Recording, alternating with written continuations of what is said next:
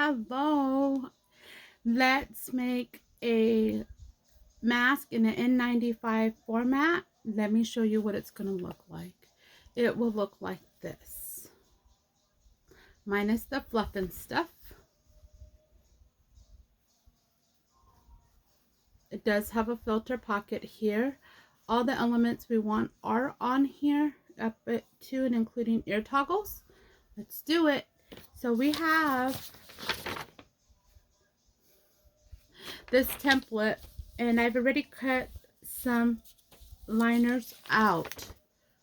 As you see, it's close to the same size, so I'm going to use this as my cutting piece. I have my material here. It is folded in fours, so I'm just going to lay it simply right on top, and we're going to cut this down.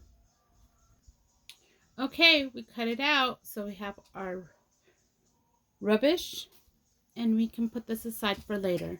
As I peel it away, I need this, so I'm going to put this to the side. We're going to flip it this way. Because it was folded in half and half again, we'll have 4 layers. The first thing we need to do is just make them individual layers. So I'm cutting off this portion. I'm going to find the prettiest piece, the one that I want to be on the outside of my mask. So I'm going to just go through it rather quickly. Cute. This is adorable. Adorable. This I like, not for anything because there's nothing on there. This one's here. So out of all of these, I think I like this one more because it has 3. I'm going to use that as my main piece. First thing I want to do is lay that down. I'm going to just pull you guys a little bit closer. Once I do that, I need to find a cuter piece. So, I think I like you. So these 2 extra pieces I'm going to put to the side. I want to take this pretty piece. I'm going to fold it in half, just matching up. Should have wore a different color. And then I'm going to cut right here. No, I don't have exact measurements. This is just how I work. Once I open it up, I do want to make this as my filter pocket. So I am going to fold back and fold back. I'm going to just, you can take it to your iron and press it down. I'm just going to use this handy dandy little tool. Keep it in its spot. I'm going to go fold back, fold back. It just creates this little edging, and then I'm going to take it to the sewing machine and zoop, zoop. Alrighty, we zooped it. We have a little flurries here, so let's get rid of those. Here it is. The head of it, let's get rid of that. So we definitely need that. It's super cute. I am going to put that to the side. Again, pretty piece here. I'm going to take one of the other ones, lay it right on top. We want to shadow the first piece. Looks just right. I am going to flip it down. Yeah. No. Flip it up. I'm just deciding. It's not a big deal, but here we go. We're just going to flip it up to create this fold. There is a fold here. Again, using this handy dandy tool, just going to zoop, zoop right over it. Taking this other piece here, I'm going to put it right again. Mimicking it, putting it right on top. Going to flip it now down. Hooray! We're coming along. Lovely. Just matching it up. These 2 should meet, but they shouldn't overlap. They can if you want it to, but it's not necessary because then you're missing a part at the bottom. The bottom and the top is the super important part. So as I'm going along, I'm just going to again zoom, zoom, zoom, zoom, zoom, zoom. Here we go. That's exactly what it should look like. Taking our edged piece. So this one is with the fold. So this will be the back side. Pretty side is all flat. Taking the pretty side, we're going to lay it right on top. Yay. It should just leave a gap here. We're going to take our initial piece and lay that on top. And I am perfectly fine that it just seems to mimic it. The next thing I want to do is I'm going to take some clips and clip it on the top and on the bottom. And we're going to take it to the sewing machine. Oopsies. Take it to the sewing machine and we're just going to sew on the outer edges. Not these edges, only on the outer long portion of the edges. Here we are. I sewed it in. And I go in about 1/4 of an inch, if not more. I want to make sure to capture all those layers. So this is what it looks like. It looks pretty good. The next step is to cut it down. If you have pinking shears, that's ideal. But if you don't, just like me, I have no idea where mine are at the moment. I don't let it stop me, y'all. We just keep on scooching along. We're just going to cut this out. Be careful not to cut the seams. We just want to lose that extra bit. Once we do this, we're going to turn it right side out and just kind of give it a quick press, just working it out, because as we turn it to the right side, we scrunch it a lot. So we just want to work those pieces out. We do want to clean up these extras. Cleaning those up. There we go. Throwing all this into the rubbish. We're going to come back over here. I'm going to stick my thumb right through it.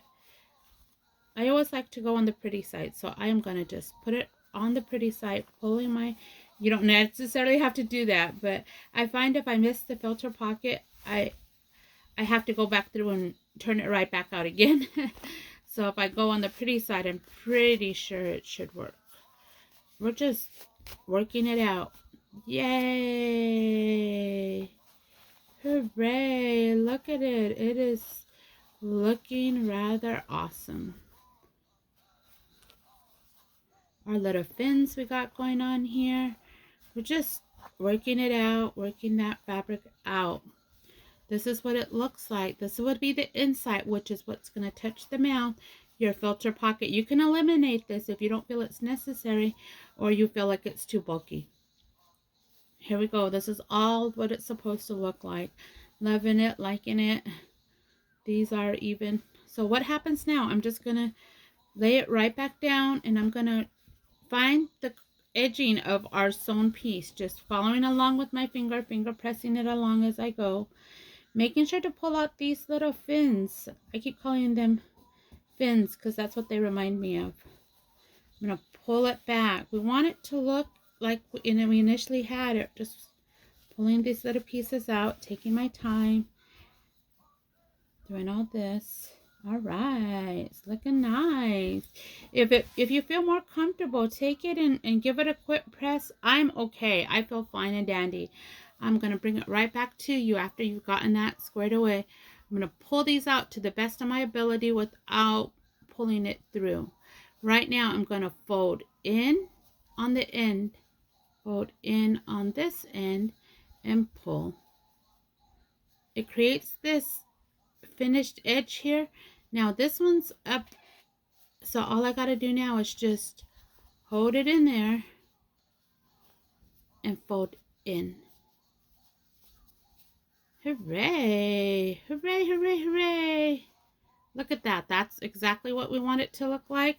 I'm going to get my clippy and put it right on that center point because I want to keep it just like that.